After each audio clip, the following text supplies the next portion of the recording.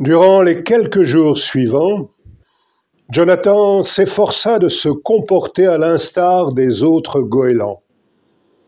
Il s'y efforça vraiment, criant et se battant avec ses congénères autour des quais et des bateaux de pêche, plongeant pour attraper des déchets de poissons et des croûtons de pain. Mais le cœur n'y était pas. Cela ne rime à rien, se disait-il, abandonnant délibérément un anchois durement gagné, un vieux goéland affamé qui lui donnait la chasse. Dire que je pourrais consacrer toutes ces heures à apprendre à voler. Il y a tant et tant à apprendre. Il ne fallut donc pas longtemps à Jonathan le goéland pour se retrouver à nouveau seul en pleine mer, occupé à apprendre, affamé mais heureux. L'objet de son étude était maintenant la vitesse et, en une semaine d'entraînement, il apprit plus sur la vitesse que n'en savait le plus rapide des goélands vivants. Battant des ailes de toutes ses forces, à une hauteur de 300 mètres, il se retournait pour piquer à tombeau ouvert vers les vagues, et il comprit alors pourquoi les goélands s'abstiennent de s'engager dans ces piquets prolongés. En moins de 7 secondes, il atteignait les 110 km à l'heure, vitesse à laquelle les ailes des goélands deviennent instables. Et à chaque fois, la même mésaventure lui advenait. Quelque soin qu'il prit à mettre en jeu dans cet exercice, toutes ses facultés, il perdait aux vitesses élevées tout contrôle sur ses mouvements. Grimper à 300 mètres, accélérer d'abord à l'horizontale, tout droit, à pleine puissance de ses muscles, puis piquer par l'avant, aile battante à la verticale. Alors, invariablement, son aile gauche décrochait au sommet d'un battement. Il roulait brutalement vers la gauche, puis, pour retrouver son équilibre, essayait de tendre l'aile droite, et c'était alors de ce côté que se déclenchait une vrille folle. Il ne parvenait pas à maîtriser son coup d'aile ascendant. 10 fois, il s'y essaya, et 10 fois, à l'instant où il dépassait les 110 km à l'heure, il perdait sa sustentation dans un éperdu désordre de plumes et allait s'abattre sur l'eau.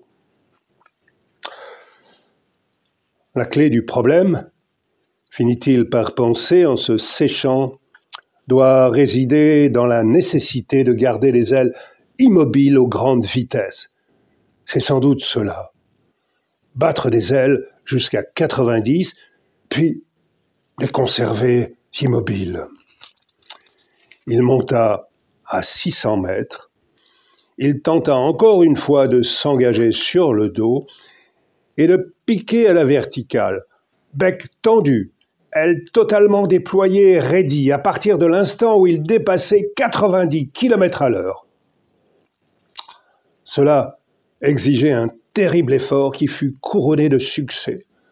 En 10 secondes, Jonathan dépassa les 135 km à l'heure, établissant ainsi un record mondial de vitesse pour goéland.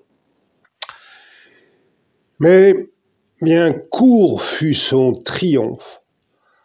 À l'instant où il amorçait sa ressource, quand il voulut modifier l'angle d'attaque de ses ailes, il fut victime du même incontrôlable et terrible désastre que précédemment. Mais, cette fois, à 135 km à l'heure, cela fit sur lui de la dynamite.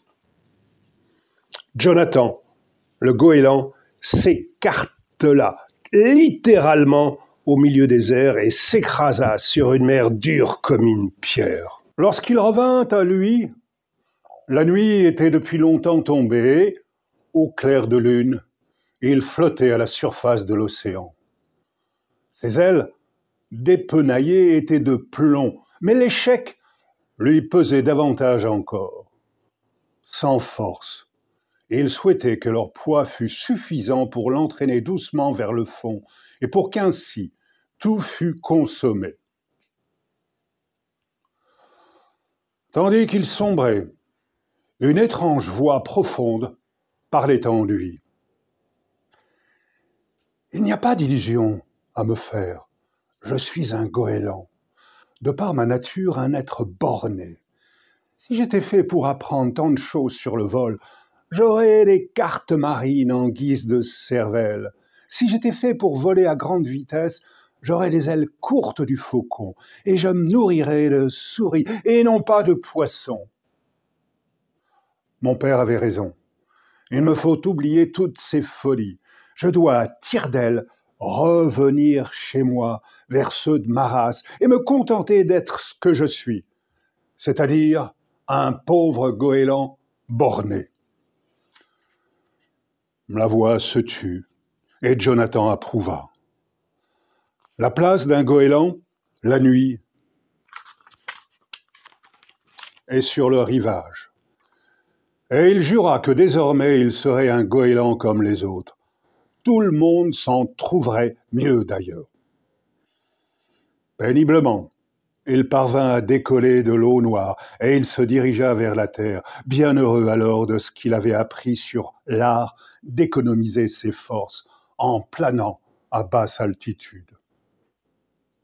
Eh bien oui, pensa-t-il, j'en ai assez de tout ce que j'ai appris. Je suis un goéland comme tous les autres goélands, et je me contenterai de voler comme vole n'importe lequel d'entre eux. Et dans sa hâte à gagner le rivage, il se mit à battre des ailes avec énergie, se hissant non sans peine à une trentaine de mètres. D'avoir décidé de redevenir l'un quelconque des membres de la communauté, il se sentit réconforté. Il combattrait désormais cette force qui le poussait à prendre. Il n'y aurait plus de défis et donc plus d'échecs.